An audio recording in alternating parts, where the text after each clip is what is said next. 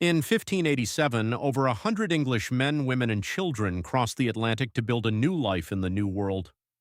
Led by Governor John White, they aimed to establish England's first permanent settlement in America on Roanoke Island. They carried tools, seeds, and dreams of prosperity. What they didn't carry was enough supplies to survive alone, a gap that would soon force a fateful decision and set in motion one of history's greatest unsolved. When the colonists reached Roanoke Island, they expected to find a small group of soldiers left behind from an earlier expedition. Instead, they found only ruins, abandoned structures, and a single human skeleton. It was a chilling omen. The island had already defeated one English attempt to settle it. Yet with the sailing season ending and their ship's captain refusing to take them further, the colonists had no choice but to stay and rebuild on this haunted ground. Life on Roanoke was harsh from the start. The colonists struggled to grow food, and relations with nearby native tribes quickly turned hostile after earlier English expeditions had left behind violence and mistrust. One colonist was killed while gathering crabs alone. Fear spread through the settlement.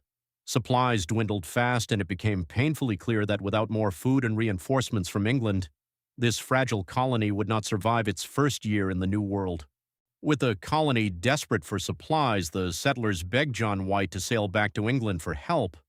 It was an agonizing choice. His own daughter Eleanor and newborn granddaughter Virginia Dare, the first English child born in America, were among the colonists, but no one else had the authority to secure aid.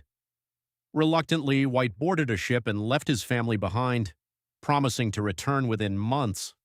He could not have imagined how long that return would truly take.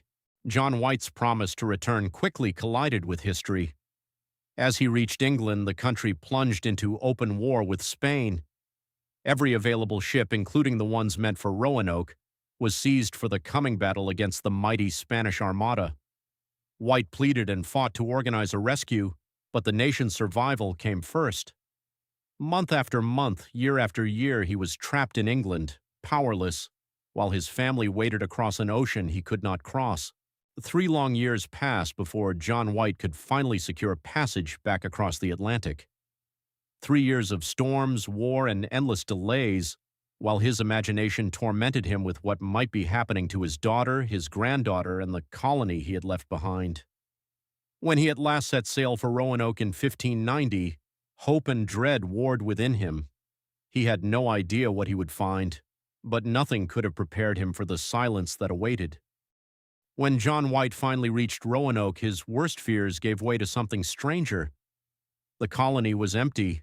No people, no bodies, no signs of battle or struggle. The settlement had been carefully dismantled and the buildings taken apart.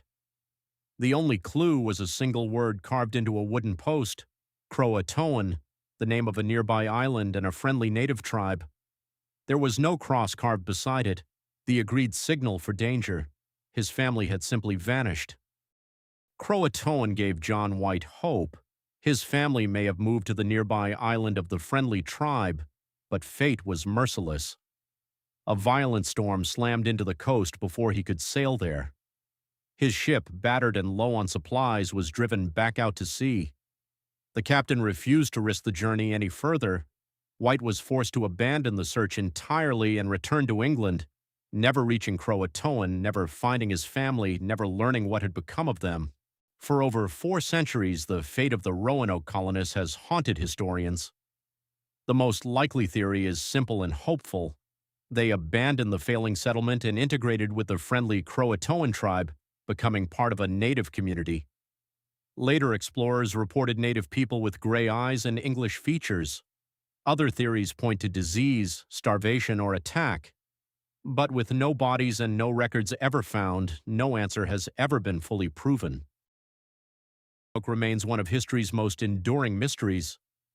Modern archaeologists still dig for clues, finding tantalizing fragments, English artifacts scattered on distant islands, hints that the colonists survived and scattered. Yet the full truth has never been confirmed. Over 400 years later, we still don't know exactly what happened to the Lost Colony. Their story survives not as an ending, but as a question that history has never been able to answer.